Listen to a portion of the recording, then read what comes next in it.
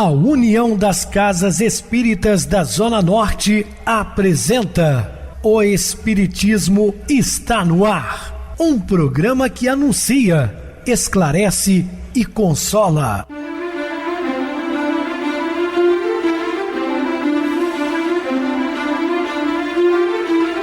Não se turve vosso coração. Credes em Deus, credes também em mim. Na casa de meu pai há muitas moradas. Se assim não fora, eu vou-los teria dito, pois vou preparar-vos lugar. O Espiritismo está no ar. Sintonize esta frequência. Pare, pense na vida, faça perguntas. Uma ótima noite para você, muito obrigado pelo carinho, pela sintonia. Rádio Clube FM, sua voz é a nossa voz. Estamos no ar desde 2014, portanto há mais de 10 anos na emissora. Depois também passamos a trabalhar com o YouTube, o canal é Viver _ Melhor. Se inscreva, deixa seu like, sua opinião é sempre importante para nós. Ou acesse o YouTube, digite o Espiritismo está no ar, lá encontrarão vários programas, inclusive o do dia. Recebo carinhosamente meu querido amigo, expositor espírita Marcos Ferreira. Uma boa noite, seja muito bem-vindo. Boa noite, Pedrosa, boa noite a todos os ouvintes. Feliz mais uma vez estudar juntos o Evangelho de Jesus. Meus irmãos, vamos estudar hoje sobre a Igreja Católica Apostólica Romana, sua origem, né? Algumas coisas marcantes no movimento católico dos dados históricos, com a intenção de apenas auxiliar, não de criticar. Nosso objetivo sempre foi esclarecer aos amados ouvintes, porque nós estudamos todas as religiões do planeta. Dúvidas? Entre em contato conosco ligando para Clube FM, o seu WhatsApp é 0 operadora 32 999 327758. Quer falar comigo? Utilize a TIM 988012675, WhatsApp 9844949, novamente 59, o e-mail, o espiritismo está no ar, @hotmail.com. Interajam conosco, façam perguntas, tirem dúvidas, podem dar sugestões ao programa. Estamos à disposição dos ouvintes. Vamos agora para aquele momento muito especial que é o nosso momento de oração. Sintonize esta frequência. O Espiritismo está no ar. Momento de oração. Acorde, se cubra de gratidão, se encha de amor e recomece. O que for bênção para a sua vida, Deus te entregará. E o que não for, Ele te livrará. Muita paz, muita luz a todos. Estamos apresentando O Espiritismo está no ar. Bem, meus amados irmãos, estamos de volta com o assunto da noite, falando sobre a Igreja Católica Apostólica Romana. Os anais de Tacitus nos informam que na noite de 18 para 19 de julho do ano 64, 3/4 da cidade de Roma foram devastados por um incêndio que só seria dominado 6 dias depois. Acusado da autoria do incêndio, o imperador Nero não só nega, como responsabiliza os cristãos pelo atentado. Na verdade, Nero queria compor uma canção e, para ter inspiração, ele atia fogo em Roma. Um lunático, né? Mas com o piscar de olhos do prefeito dos pretorianos, assim, chamava-se Tigelinos, comandante das tropas fiéis ao imperador, que eram os pretorianos, ele então faz entender a Nero que deveria colocar a culpa nos seguidores do crucificado. Assim eram chamados os primeiros cristãos. Assim, na noite de 15 de agosto, vários cristãos são punidos no circo de Nero, situado no local onde hoje se ergue a Basílica de São Pedro. Reduzidos a tochas vivas que serviam de iluminação à realização dos jogos, das diversões que seguiram ao suplício. A partir desse acontecimento, as perseguições se tornam corriqueiras por mais de 2 séculos consecutivos. Nos governos de Domiciano, de 81 a 96, e de Diocleciano, de 184 a 302. A despeito dos suplícios e toda sorte de infidelidades, o número de cristãos aumentava dia após dia ao longo dos anos. Em meados do século III, Mais de um funcionário do Império é convertido ao cristianismo. Nós enchemos os campos, as cidades, o fórum, o senado, o palácio. Escrevia o orgulhoso Tertuliano. É importante considerar que nessa época começou a surgir a palavra católica associada aos cristãos. Cognitivo católico ou católico significa universal. Foi incorporado às ações e aos escritos da Igreja do Ocidente, Roma, e do Oriente, ortodoxa. Então, meus queridos irmãos, a palavra católica, seu significado é uma palavra universal. E ali eles estavam falando da universalidade do cristianismo. Foi aí então que o imperador Constantino se interessa pelos ensinamentos cristãos, uma vez que ele era filho de Helena, fervorosa, devotada ao cristianismo, neta de um centurião romano chamado Otávio. Então, o seu avô já tinha se convertido ao cristianismo e toda glória. E ele tendencia ao ensino da mãe, aos ensinos da mãe, e não do pai, né? Constâncio Cloro. E, para quem tem dúvida, assista o filme Constantino. Filme épico, pode encontrá-lo no YouTube, vale a pena. Ele vai se interessando cada vez mais pelo cristianismo. E é importante considerar que nessa época começa a surgir a palavra católica. O termo católico foi utilizado antes da era cristã por alguns escritores, como Aristóteles, Zanão, Políbio. Como eu disse, essa palavra tem o significado de universal, de universalidade.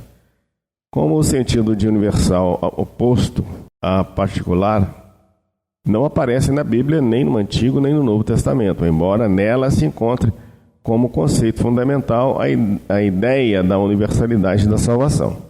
Aplicado à Igreja de Roma e ortodoxa, o termo aparece pela primeira vez por volta de 105 d.C. na carta de Inácio, bispo de Antioquia, aos Herminentes. Os escritos cristãos posteriores passaram a empregar o substantivo católico. Claro que em latim se escreve C-A-T-H-O-L-I-C-A. Então, católico tem o TH. Em português não, né? Apenas o T.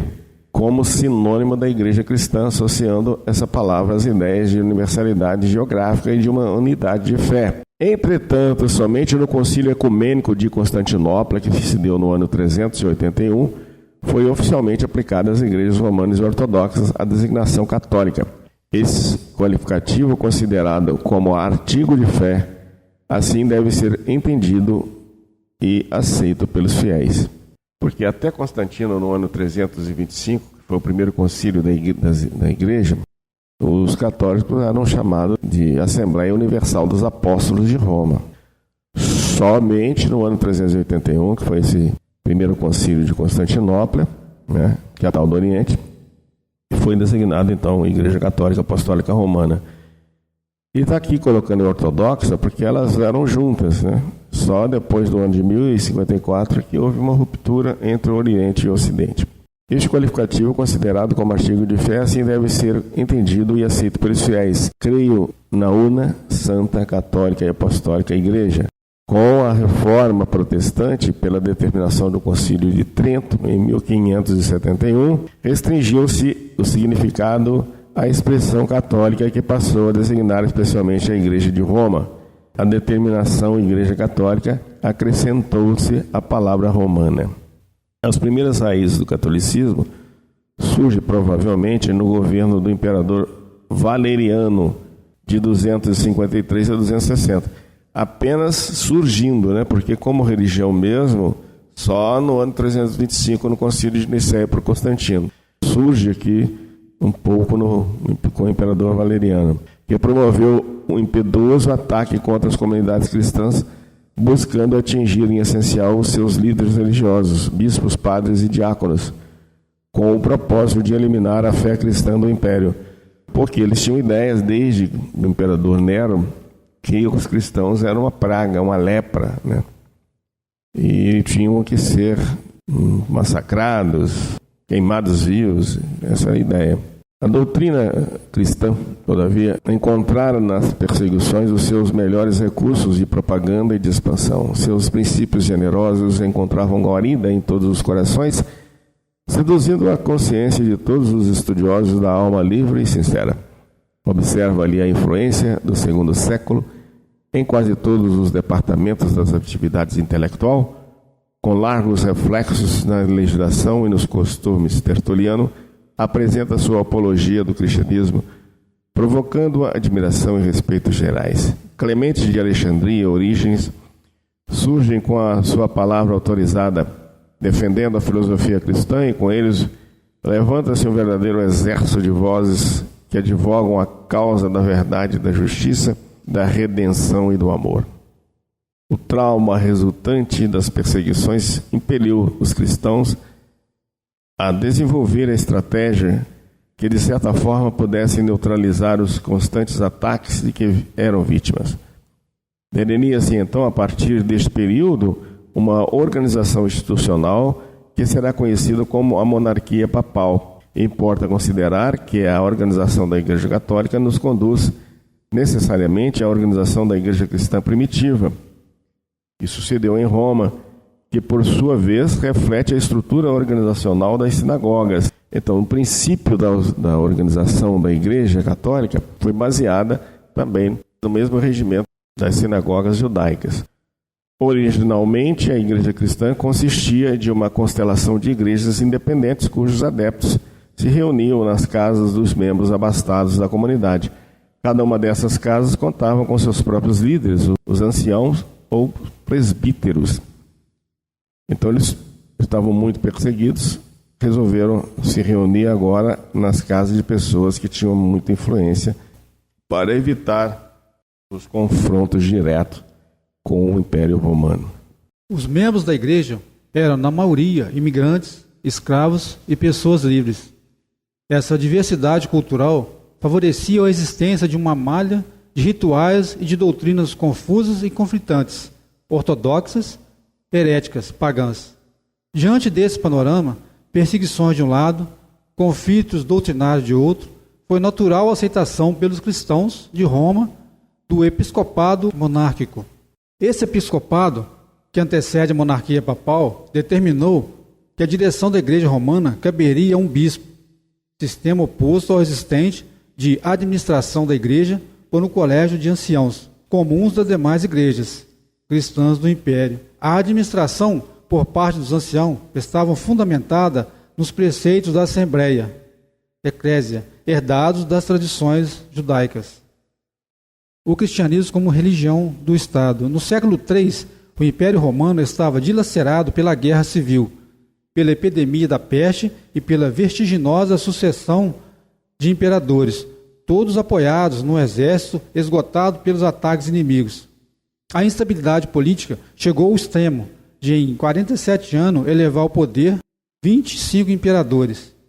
As forças espirituais que acompanham todos os movimentos do orbe, sob a egíde de Jesus, procuram dispor dos alicerces de novos acontecimentos que devem preparar a sociedade romana para resgates e para aprovação. A invasão dos povos considerados bárbaros é então uma entrevista. Uma forte anarquia militar dificulta a solução dos problemas de ordem coletiva, elevando e abatendo imperadores de um dia para outro. Sentindo a aproximação de grande sucesso, antevendo a impossibilidade de manter a unidade imperial, Diocleciano organiza a Tetráquia, ou governo de 4 soberanos, com 4 grandes capitais. Retirando-se para Saloma, exausto da tarefa governativa, ocorre a rebelião militar, que aclama Augusto a Constantino, 285-337, filho de Constantino Cloro, contrariando as disposições dos 2 Césares sucessores de Diocleciano e Maximiano. A luta se estabelece e Constantino vence Maxêncio às portas de Roma, penetrando a cidade vitorioso, para ser recebido em triunfo. Junto dele, o cristianismo ascende à tarefa do Estado, como Edito de Milão. A história registra que Constantino foi proclamado imperador na Bretanha em 306, enquanto Maxêncio conspirava em Roma. Constantino prosseguiu com suas campanhas na Gália e entrou em Roma com seu exército em 312, derrotando Maxêncio às margens do rio Tibre. Em 324, fez-se imperador no Ocidente e do Oriente. Em 330, converteu a cidade grega de Bizâncio em capital do Império, com o nome de Constantinopla, em 1453, sob o domínio turco, foi rebatizada de Istambul. Embora não fosse cristão, pois só foi batizado em seu leito de morte, Constantino declarava-se protetor da Igreja. O cristianismo foi declarado religião oficial do Império. O Concílio de Nicéia, o primeiro concílio ecumênio, foi convocado pelo imperador e realizou-se em 325, numa sala no Palácio Imperial de veraneio. As conclusões do concílio, compendiadas no símbolo de fé, foram promulgadas como lei do Império. Transformar o cristianismo em religião foi um ato político do imperador, amparado por suas percepções psíquicas. O imperador Constantino era pessoalmente dotado de faculdades mediúnicas e sujeito à influência dos espíritos. Os principais sucessos de sua vida assinalam-se por intervenções ocultas. Quando planejava apoderar-se de Roma, o impulso interior o induziu a se recomendar algum poder sobrenatural e invocar a proteção divina, com o apoio das forças humanas. Caiu então em absoluta meditação das vicissitudes políticas de que fora testemunha. Reconhece que depositar confiança na multidão dos deuses traz infelicidade, ao passo que seu pai, Constâncio, secreto adorador do Deus único, terminara seus dias em paz. Constantino decidiu-se suplicar ao Deus de seu pai que prestasse mão forte à sua empresa. A resposta a essa prece foi uma visão maravilhosa que ele próprio referia, muitos anos depois, ao historiador Eusébio, afirmando-a sob juramento e com as seguintes particularidades. Uma tarde, marchando à frente das tropas, divisou no céu acima do sol, que já declinava para o ocaso, uma cruz luminosa com essa inscrição: com esse sinal vencerás. Todo o exército e muitos espectadores que o rodeavam viram com ele, estupefado, esse prodígio. Logo foram chamados ouvires e o imperador, que lhe deu as instruções que a cruz misteriosa fosse reproduzida em ouro e pedras preciosas. Foi assim que Constantino, em seu caminho de realizações, consegue proteger o cristianismo e os cristãos das perseguições. Consegue levar a efeito a nova organização administrativa do Império. Começa no governo de Diocleciano, dividindo-o em 4 prefeituras, que foram as do Oriente, da Ilíria, da Itália e das Gálias, que por sua vez eram divididos em dioceses dirigidas respectivamente por prefeitos e vigários.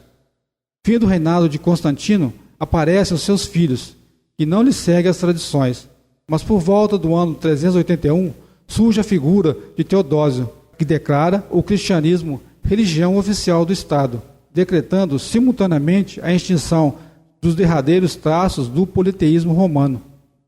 É então que todos os povos reconhecem a grande força moral da doutrina do crucificado, pelo advento da qual milhares de homens haviam dado a própria vida no campo do martírio e do sacrifício, a monarquia papal. Durante o governo de Constantino, os bispos de Roma alcançaram um prestígio jamais imaginado. Eles se tornaram celebridades comparáveis aos mais prestigiados senadores da cidade. Era de se esperar que os bispos de todo o mundo romano assumissem agora o papel de juízes, governadores, enfim, de grandes servidores do Estado. No caso do bispo de Roma, tais funções se tornavam ainda mais complexas, pois se tratava de liderar a igreja numa capital pagã, que era o centro simbólico do mundo, o foco do próprio sentido de identidade do povo romano. Constantino lavou as mãos com relação a Roma, em 324, e tratou de criar uma capital no leste. Caberia aos papas criar uma Roma cristã. Eles deram início a tal empreendimento, construindo igrejas, transformando os modestos tituli, centros eclesiásticos comunitários, em algo mais grandioso e criando edifícios novos e mais públicos, se bem que, a princípio, em nada rivalizassem com as grandes basílicas imperiais de Latrão e de São Pedro. Essa mandava construir por Constantino. Nos 100 anos seguintes, as igrejas se espalharam pela cidade. Emmanuel, na obra A Caminho da Luz, nos esclarece o seguinte: a indigência dos homens não compreendeu a dádiva do plano espiritual, porque logo depois da vitória, os bispos romanos solicitavam as prerrogativas injustas sobre os seus humildes companheiros de episcopado. O mesmo espírito de ambição e de imperialismo que de longo tempo trabalhava no organismo império dominou igualmente a Igreja de Roma, que se arvorou com suzerana ascensora de todas as demais do planeta, cooperando com o Estado, faz sentir a força das suas determinações arbitrárias. 300 anos lutaram os mensageiros do Cristo, procurando ampará-la no caminho do amor e da humildade, até que a deixaram enveredar pelas estradas da sombra, para o esforço de salvação e experiência. E tão logo abandonaram ao penoso trabalho de aperfeiçoar-se a si mesmo, eis que o imperador Focas favorece a criação do papado no ano de 607. A decisão imperial faculta aos bispos de Roma prerrogativas de direito, até jamais justificados. Entronizam-se mais uma vez o orgulho e a ambição da cidade dos Césares. Em 610, Focas, imperador romano que viveu entre 602 e 610, é chamado ao mundo dos invisíveis, deixando no orbe a consolidação do papado, a tradição da Bíblia para o latim. Aproveitando-se das costumeiras disputas políticas existentes entre as igrejas do Ocidente e as do Oriente, e desejoso de estabelecer a hegemonia do cristianismo, segundo as orientações da Igreja de Roma, o Papa Damaso determina ao seu secretário que traduza para o latim a Bíblia, pois, no seu entender, era necessário que a Igreja do Ocidente se tornasse latina. O secretário de Damaso era Eusébios Eremonos Topianos. Embora fosse mais conhecido na Igreja por Jerônimo, ele foi treinado nos clássicos em latim e grego e repreendia severamente a si mesmo por sua paixão pelos autores seculares. Jerônimo já havia se tornado um dos maiores estudiosos da época em que começou a trabalhar para Damaso. Desse modo, Damaso sugeriu que seu secretário produzisse uma tradução latina da Bíblia e eliminasse as imprecisões das traduções mais antigas. Em 382, inicia sua obra, terminando a tradução em 405, não sendo essa, porém, a única. Durante aqueles 23 anos, ele também produziu comentários e outros escritos. Jerônimo começou sua tradução trabalhando a partir da Septuaginta, versão grega do Antigo Testamento. Porém, logo estabeleceu um precedente para todos os bons tradutores do Antigo Testamento. Passou a trabalhar a partir dos originais em hebraico. Jerônimo consultou muitos rabinos e procurava, com isso, atingir um alto grau de perfeição. Jerônimo ficou surpreso com o fato de as escrituras hebraicas não incluírem os livros chamados hoje apócrifos, por terem sido incluídos na Septuaginta. Jerônimo foi compelido a incluí-los também em sua tradução, mas deixou sua opinião bastante clara. Eles eram líder eclesiásticos, livros da igreja, e não líder canônice, livros canônicos. Embora os canônicos pudessem ser usados para a edificação, não poderiam ser utilizados para estabelecer doutrina alguma. A biblioteca divina, termo pelo qual Jerônimo se referia à Bíblia, foi finalmente disponibilizada em uma versão precisa, muito bem escrita, na linguagem usada comumente nas igrejas do Ocidente. Ficou conhecida por Vulgata, do latim vulgus, comum. Ironicamente, a tradução da Bíblia no idioma que toda igreja ocidental pudesse usar. Provavelmente fez com que a igreja tivesse um culto de adoração, uma Bíblia que nenhum leigo podia entender. Bem, Marcos, muito bem explicado. Vamos agora para o intervalo musical, a seguir a nossa oração final. A busca do homem.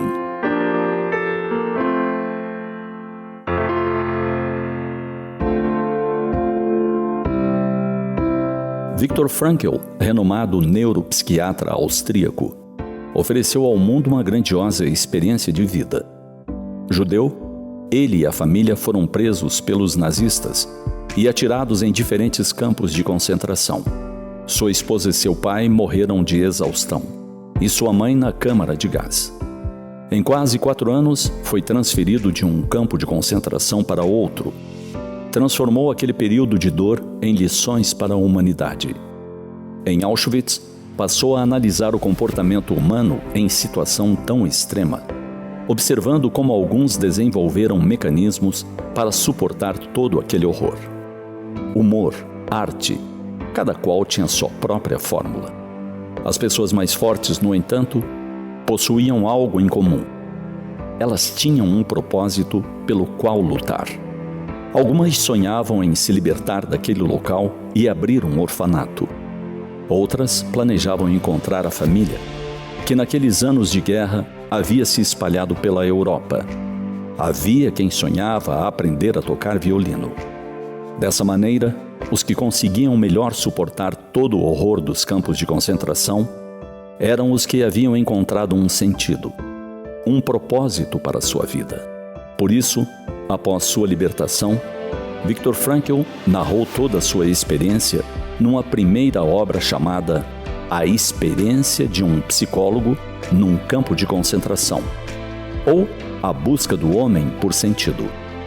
Escreveu que encontrou o significado da sua vida auxiliando os outros a encontrarem o sentido das suas. Registrou: uma vida baseada no êxito ou no prazer confunde os fins com os meios. Põe o acento nos meios de subsistência e esquece as metas transcendentes. Conduz assim, de frustração em frustração, ao desequilíbrio psíquico, pois não é sofrer que é insuportável, mas sim o viver sem um ideal. Todos precisamos de propósito, de sentido na vida, para poder não apenas sobreviver, mas para viver intensamente. Será que já paramos para pensar qual o sentido da nossa vida? Qual o nosso propósito? Temos planos, projetos, objetivos, por vezes bem específicos, que não devemos confundir com o sentido maior, o sentido existencial. Talvez nos perguntemos: como encontrar nosso sentido de vida, nosso propósito maior? O próprio Viktor Frankl nos auxilia ao afirmar: uma maneira de encontrar significado na vida é experimentando algo, como a bondade, a verdade e a beleza. Experimentando a natureza e a cultura, ou ainda experimentando outro ser humano em sua originalidade própria, amando-o. Há quem diga que o nosso grande sentido existencial é amar. Nosso mestre, modelo e guia apontou nessa mesma direção. Buscai o reino de Deus e sua justiça, e tudo mais vos será acrescentado. O reino de Deus encontra-se na consciência tranquila, que resulta do dever retamente cumprido, dos compromissos bem conduzidos, dos objetivos delineados com acerto. Só encontrando esse sentido, esse propósito, a vida na Terra poderá ser compreendida, bem usufruída e, para muitos, suportada. Pensemos nisso. Qual o sentido de nossa vida?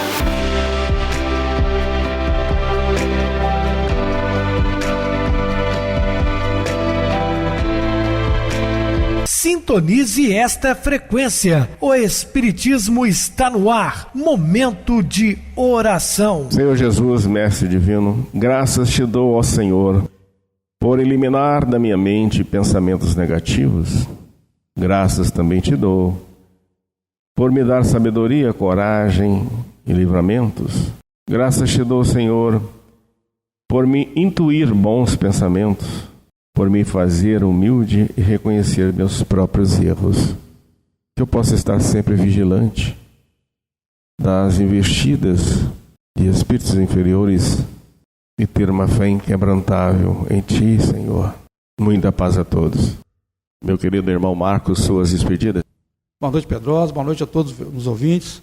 A maravilha de ter estudado com vocês o Evangelho de Jesus, que possamos viver no nosso dia a dia esses ensinamentos com muita paz, com muita luz. Boa noite para você, Marcos. Muito obrigado pelo apoio aqui no programa. Boa noite também a todos os amados irmãos ouvintes do YouTube, internautas do Brasil, do exterior, nossos irmãos da Zona Norte de Juiz de Fora que nos acompanham com a rádio local 87,9, Rádio Clube FM. Continuem ligados ouvindo a nossa próxima atração, o programa Batidão com o DJ Tico. A seguir, na voz de Ailton Moreno, o Encontro Central. Boa noite a todos e até amanhã, se Deus quiser.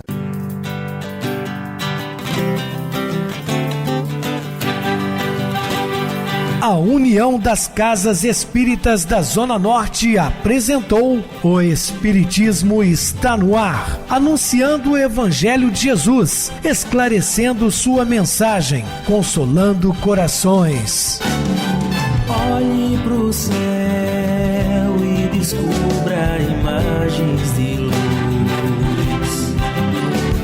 Se tem Jesus, o amor todo que Deus te deu. Pense no bem, no melhor em que pode fazer. Seja o que for, também vai receber.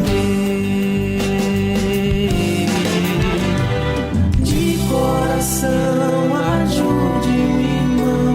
A caridade é o caminho do amor. Faça ainda que possa sofrer, pois bênçãos de Deus há de ter. Ame, perdoe e viva melhor a natureza, o céu e o mar. Veja o encanto que a vida nos dá, a chance eterna que temos para amar.